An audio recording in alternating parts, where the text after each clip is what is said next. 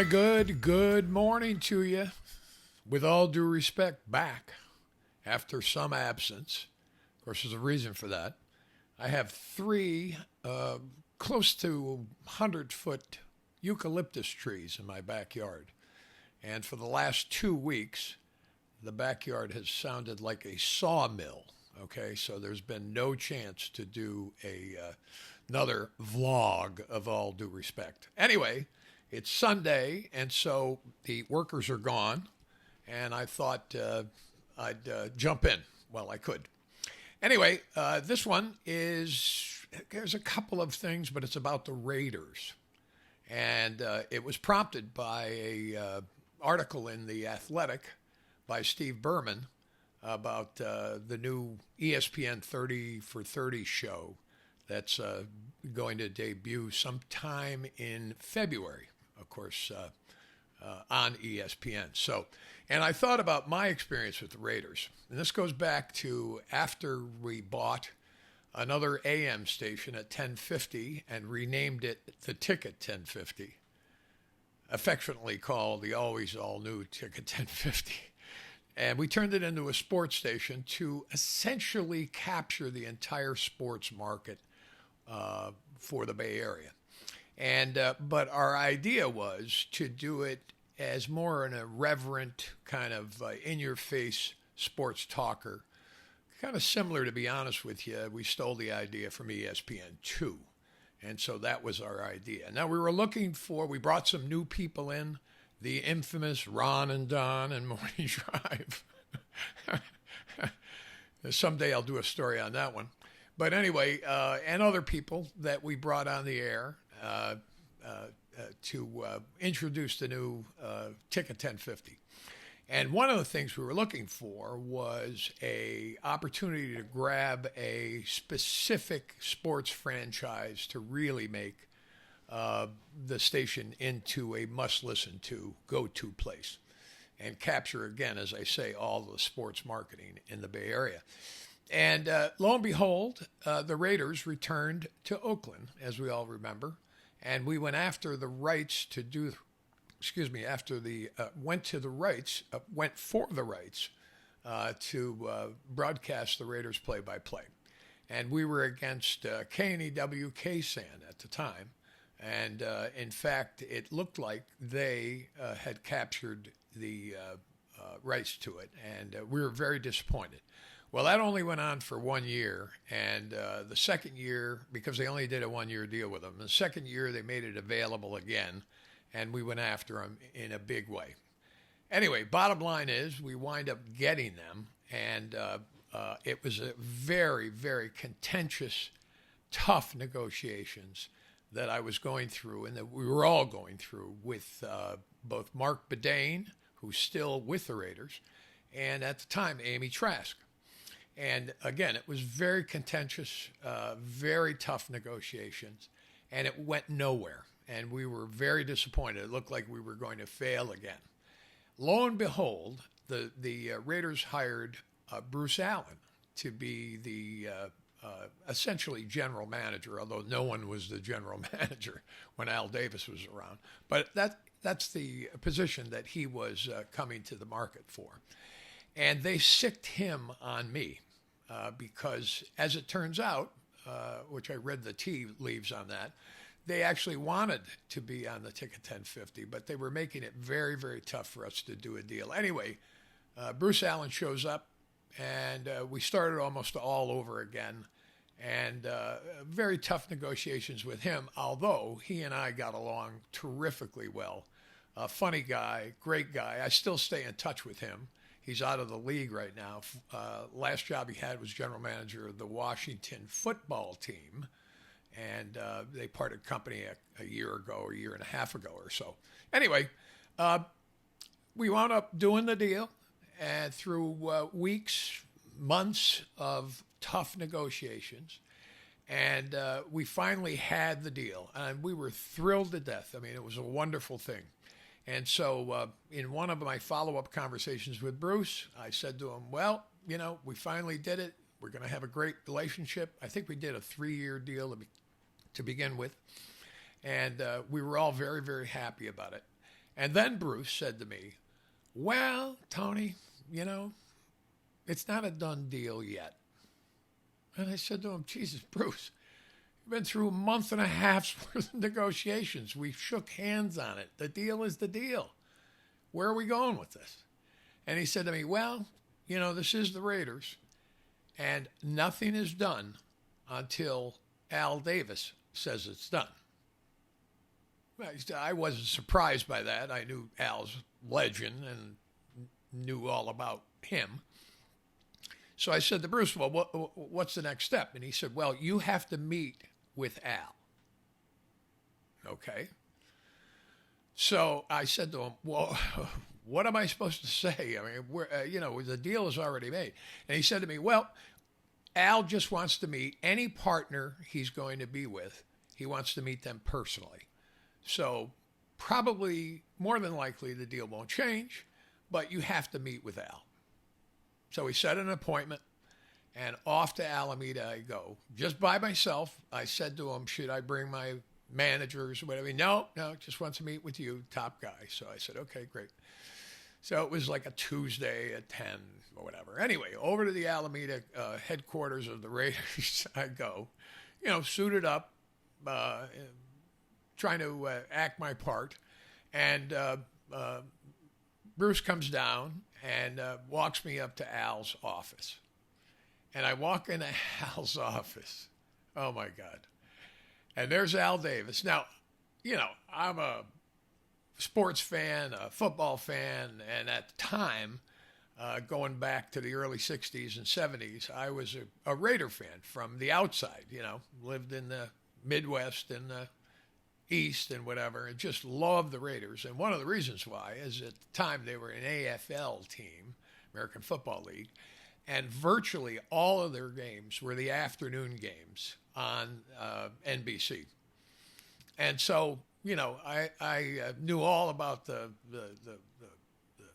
background of the Raiders, and Al Davis was like Elvis, essentially. And so there I walk into his office, and there he is sitting behind his desk. This won't surprise you. He's in his white jumpsuit with his glasses on, with the chains hanging down the thing. And Bruce introduces me, and Al gets up, and we shake hands, and a very cordial guy and whatever. And, I didn't know where this was going, so I just kind of followed his lead. I let him, kind of take me where he wanted to take me. And essentially, all he wanted to do was meet me. And he asked me personally about some things, where I was from, how long I was in the business, what my career had been like, whatever, okay? And it was a terrific meeting, maybe lasted 15, 20 minutes at the very most. Bruce sat in the meeting, but just to the side, really didn't say much after the introduction. And it was great.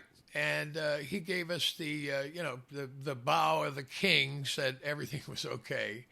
And that was it. And then we wound up doing the Raiders for not only that first 3 years, but I think we did it for another 4 years. So we had like a 7-year relationship with the Raiders. I got to love the team.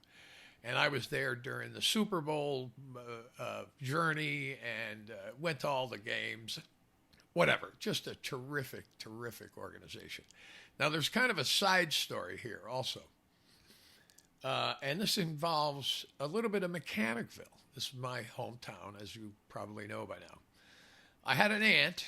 I had several aunts, but one of my aunts was essentially my mom's best friend, my Aunt Mary Manso, M-A-N-S-O, Mary Manso.